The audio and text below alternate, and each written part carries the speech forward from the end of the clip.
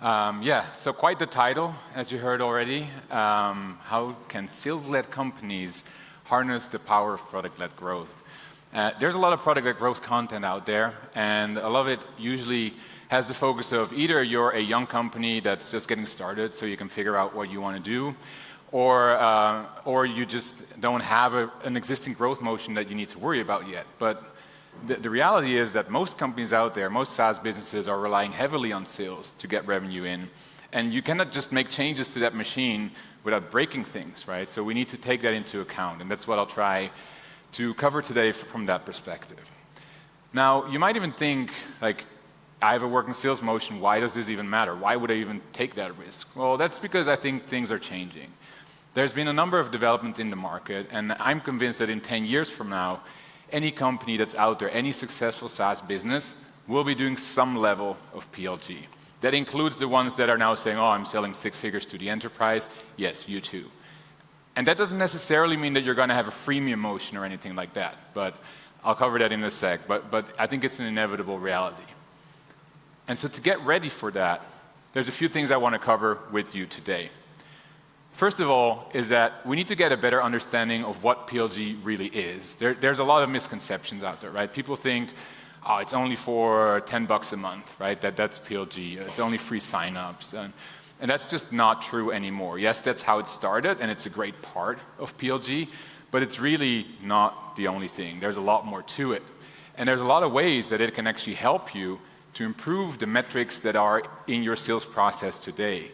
So instead of like tapping into some lower value customer segment, you can actually use it to increase or improve the metrics that you are looking at today already. Think of like ACVs or closing rates or these kind of things, right? And then once you've gotten on board with that idea, we need to, of course, understand that how can we introduce this without breaking what we have today, without suddenly losing $1 million in revenue because we messed up some conversion somewhere in the funnel, right? So that's what I'll try to go through today. Now, before I continue, like, why should you believe anything I say? Why should you take anything to heart? She covered a large part of my intro already. I think I can still add something to that, though. First of all, currently I'm Chief Product Officer at Dealfront, and that is an interesting experience because, like she said already, we put together EchoBot, a traditional sales company, and Leadfeeder, which was grown through product-led growth. Both of them above 10 million in revenue, put them together and truly made one company out of it. And as we were doing that, we realized really that we could see firsthand how those two models are different at scale and how we could really bring them together, because we wanted to be product-led as well as rely on a sales motion, and we've really been working through that in the past years. I've been at ZoomInfo before, and at FunnelFox, which was that sales tech startup that was mentioned, we were also doing product-led sales. So we were having a free trial sign-up, we had a sales team that was supporting that, and that's about 10 years ago, right? So even though product-led sales is this new thing that people are talking about, I think 2023 roughly, or maybe 22 is when people started to talk about it. It's been around for a long time already. Leadfeeder has double-digit millions in revenue and 10 years of history, 10 years of data that we're looking at when we're trying things of like, oh, how did that go? We tried this already. How did it go again? What did we learn from that? And because of that, I felt like there's learnings to share, right? We should not be looking at this as if this is some new thing. So I decided to write a book about it, which is called Product-Led Sales. And if you stick around till the end, I'll share a QR code with you as well where you can get a free copy of the book. So in the book, I'll get into the details of how we've applied this at Dealfront and many of these examples. But today, I really want to leave you with one main message. And that's because when you're looking at the PLG versus sales content that's in the market, it's become a little hostile, in my opinion. There's a lot of negativity around that. Like people saying, oh, why is sales calling all the sign-ups? And there's memes about that and so on. But actually, this is not an either-or decision, right? The whole point is that you should be thinking about both, especially if you're doing sales today. You should be thinking about how you can use product-led methodologies to improve your sales metrics, right? And so I tried to frame today's talk in the form of a love story, a Hollywood love story of how sales and product-led growth got together. So let's get into that. Now, the story starts with a breakup. Because sales was actually together with somebody else before this, right? So sales was together with growth at all costs. So a very short-term focused kind of strategy where it was all about just closing the deals, and there wasn't really a lot of thinking about like what happens afterwards. Are people actually getting to value? Are they getting the impact that they're actually trying to buy? So there was a breakup. It didn't last. And without getting too much into the gossip, we got into a stage where Jacco, if you've seen him earlier today as well, for example, said like, have we lost go-to-market fit? Have we forgotten or unlearned how we sell to companies? And three main reasons are worth mentioning here why that happened. First of all, like I mentioned, right, if we're not taking the interest of our customers at heart, then how can we expect to build sustainable businesses, right? So that focus needed to change. But there were two accelerators that happened on top of that. First of all is that the competitive landscape in SaaS had changed. When 20 years ago you started a SaaS, you were the first in the market. Maybe 10 years ago you could still create your own category.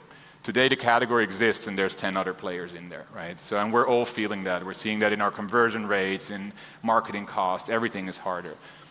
So that changed how we need to go to market. And on top of that, we got a recession, interest rates went up, funding dried up. So suddenly that money that you needed to hire a sales team isn't there anymore, and we have to find efficient ways. Suddenly efficient growth becomes a topic, and we need to look at other ways. So sales needed to start looking for another partner, needed to get on Tinder and start dating. And pretty quickly, they ran into product-led growth, and they started to get to know each other. Now, initially, when we're thinking about product-led growth, there's mainly that first part of the funnel, of the bow tie model, if you will, that people think about. I'm going to assume you're familiar with this model. If not, look it up, bow tie model by Winning by Design. And it kind of visualizes that whole SaaS revenue, the customer journey, right? So from the moment of awareness up to recurring revenue. And when people think of PLG, they are thinking about usually marketing and acquisition. So Calendly, Typeform, I'm sending my link out, and then you see my brand, and now someone else is going to sign up, and I get all these customers in, right? And that is a great part of product-led growth. It is, but it's not the only part. And probably if you're doing sales today, it's not going to be the first part where you're going to be looking. There's onboarding, which is, as you can see, it touches almost every part of the journey. And even though you see onboarding as a step of the bow tie model, whereas in sales you sell the contract and then you start onboarding people, when you're product-led, you actually are using the onboarding part, the try before you buy, to influence that education of the customer already. You help them make the right decision. Is this for me? Is this the thing I'm looking for? That's the mindset someone is in when they try your product. And so onboarding, a key part of product-led growth. Qualification, if you're talking about sales, is another key one. So you can figure out which companies are actually ready to buy, which are high intent, which are higher ACV, and have your sales team focus their time on those leads instead of other ones that might not be ready to convert or not a good fit. You can sell in the product. You can use usage metrics for retention. You can identify customers that are at risk. You can make it easy for when your champion leaves for someone else to onboard in the product instead of needing to go through a training or be sold again. All of that falls under product-led growth. And of course, expansion, teasers, trials, anything new that you want to put in front of your customers if they want to increase their contract value. You can do that through the product as well. Okay, so we have a much broader understanding now of what product-led growth is. And if you're saying I'm a company that's selling to retain, or I just want to build a sustainable business, I think we can all agree that simply saying PLG is not for us is not really a statement that we can make. Still though, you have an existing revenue motion, back to our love story, and if you're like Julia Roberts in Notting Hill, you have a lot to lose, right? You're famous, you're doing very well, so you don't want to just jump into something new without knowing what the consequences are. So what you want to do is you start small, right? You don't just take your core revenue stream and you just put a self-serve model instead of that. Like, no, if you're selling to mid-market, you're going to probably start focusing on your SMB customers and see if you can automate some things there and prove that you can sell through the product there. And if you can, then you'll try it to your main segment. And you'll try to do this with small tests where using third-party tools like in-app messaging tools or onboarding tools, so that within 3 months, you can get to a result, some first level of confidence, instead of taking 6 to 12 months and having to keep that momentum up for people to wait for something. The one thing to keep in mind is that you do not want to replace an existing model before you have proven the new model. And this is one of the most common mistakes, right? Like we think the new thing is better, but it's not. It's different, right? It can work better and it can solve some problems, but it also has different dynamics to it. And just replacing one part of your customer journey can have totally unexpected consequences. So you need to be mindful of doing that. Now, while the two are in love, there's always conflict in every Hollywood love story. And this one comes when introducing to the family, right?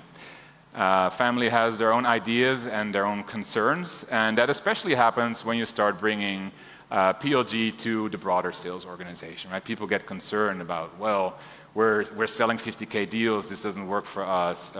You're taking away my leads, I cannot hit my target anymore. Our product is too complicated, you cannot automate that, or we're regulated, there's no way.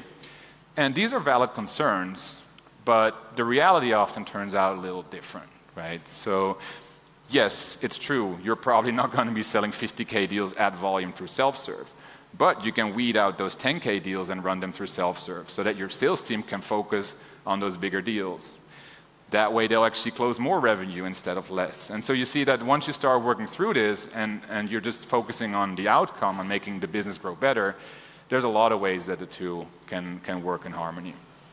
There's a good example also when products are too complex. Like I had Dream Data on my podcast recently, and they explained how they used focus trials. They have a complex product with a lot of integrations, and they'll give a trial to a part of the product focused around the use case, and that is one of the ways how they're able to win in the market. So they're using a subset of product-led growth or a custom combination to drive the results that they're looking for. So it's all about finding what that is for you. So yeah, making it work. There's no one who knows better how to make it work than Jim and Pam from The Office. And what does that mean when you want to bring PLG into your sales motion? Well, the most important thing is to start talking about product metrics in a go-to-market context. So when we put together EchoBot and Leadfeeder to form Dealfront, both companies were, of course, tracking product metrics. Or of course, you're measuring that. You know who's signing up, who's doing a search, who's activating. But we weren't talking about that in the go-to-market context. How many of our contracts activated? Don't care, right? Like not something that was of concern. Like people cared, but it was another team, right? And so bringing that into the go-to-market conversation, are we selling good contracts? Are we selling to retain? And looking at that product usage, that's one of the key ways to get the conversation going, because you automatically start asking the right questions because of that. And then start using PLG to solve sales problems. So again, don't look at like, oh, we can get all these new signups that we were never getting. It's like, no, we have a pipeline of leads. How can we get more out of this? What is our current biggest problem in sales? And can we use the product to solve that? That is the right question to ask.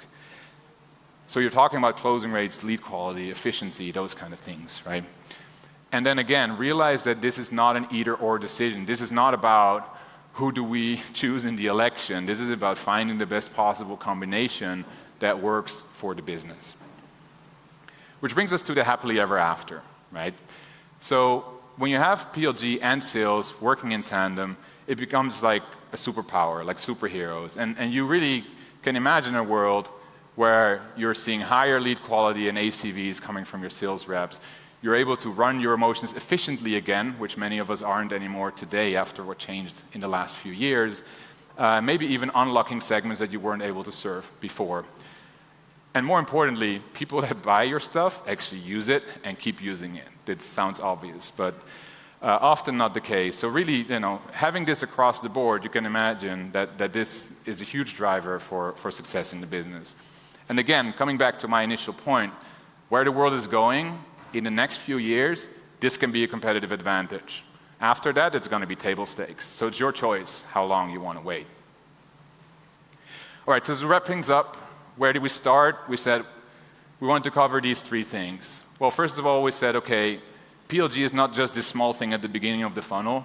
It's across the entire bow tie model, right? So think about where you have your current challenges and start involving the product there and see if you can use it to solve some of your challenges there. And then focus on sales problems, right? Like really drive the metrics that you're already trying to improve. Small steps, building confidence along the way. All right, so I hope that helped in opening your mind a bit in terms of like how these two motions can be combined. If you want to know more about the details, about how each of the different steps can be applied, the different examples, then grab a copy of my book, go to plgandsales.com/SaaSiest, or write me an email afterwards to find me if you want to ask a question. Thank you so much.